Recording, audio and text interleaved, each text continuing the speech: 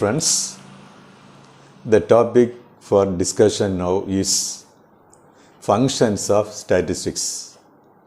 There are 7 different functions of statistics. Let us study very clearly in this presentation. Don't get confusion about the numbers. Let us very clearly follow and understand. First one is it presents facts in proper form. That means there are 2 ways of presentation of the facts. One is through the statement form. Another through is the data form, number form.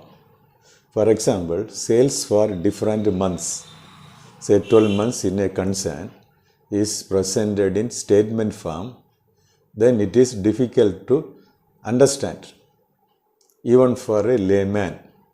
Hence, it is presented in numbers. Say, for example, the sales recorded in 12 months, or let me take example, 4 quarters. In first quarter, number of units sold 50,000. Second quarter, 59,000. Third quarter, 67,000. Fourth quarter, 79,000. Thereby, we can easily know that the sales recorded high. If it is fluctuated, means number from the first one to second one decrease, and second one to third may increase, like that. So it gives a clear picture, no confusion. It is presented in numbers only. Okay. Second one, it simplifies unwidely and complex data.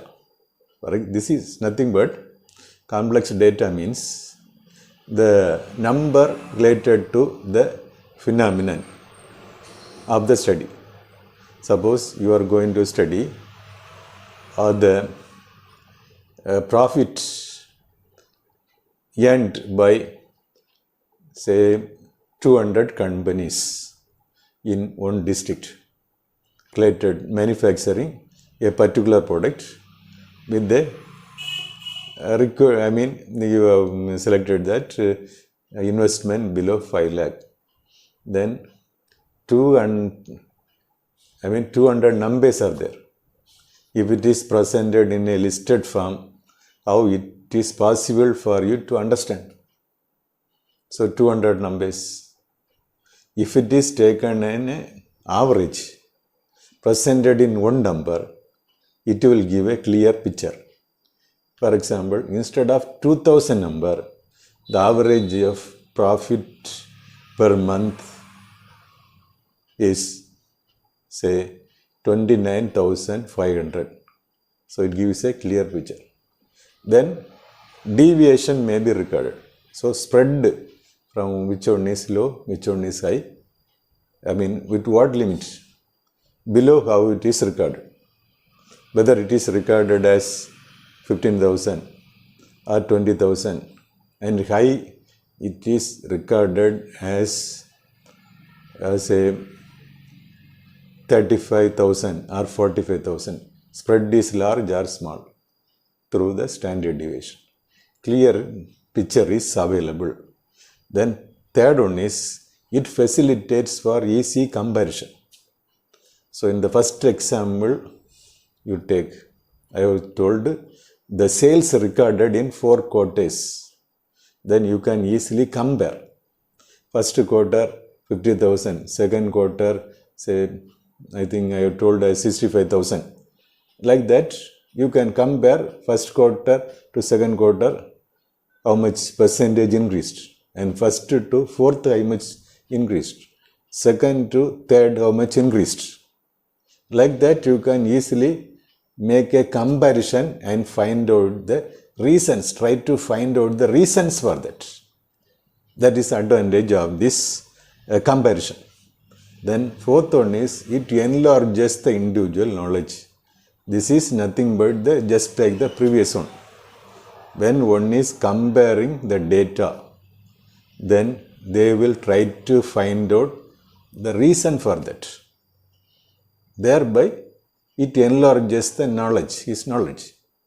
For example, when one try to compare the production of coffee in India in 2000 and now 2020, then there may be increase.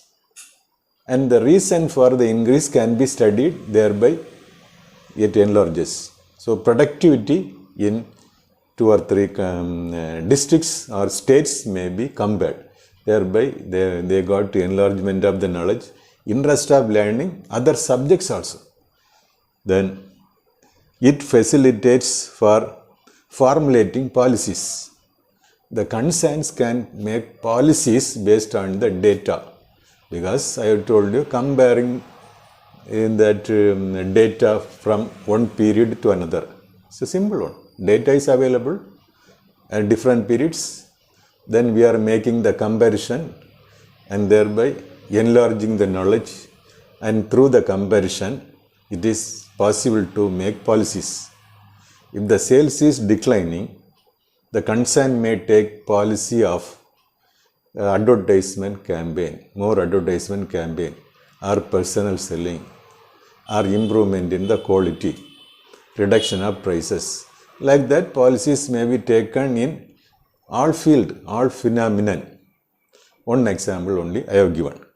Then it facilitate for testing hypothesis. Hypothesis is a tentative statement. So the result we are deciding and telling this is the result.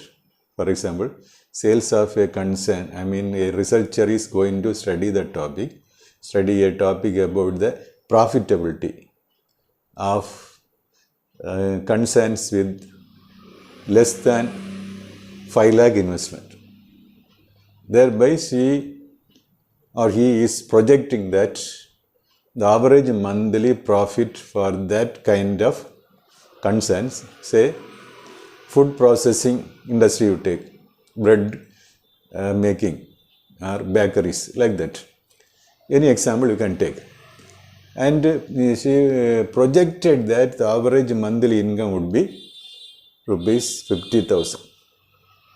Then after that, it motivates the researcher to collect data and trying to find out whether it is rupees 55,000 or not. And if not also, no problem. Then she thought that this hypothesis is rejected. Thereby she got some insight about the subject. This is testing of hypothesis. Then it measures the trend values. So I have already told that data for different periods can be collected. Say sales for 10 years may be collected from 2010 to 2020. Sales recorded in a concern can be collected, and it is easy for the management to project according to the nature of the data of 10 years. They can easily judge the profit in the in say 2025, or expected profit in 2030. Thereby accordingly they have to plan. Okay, thank you very much.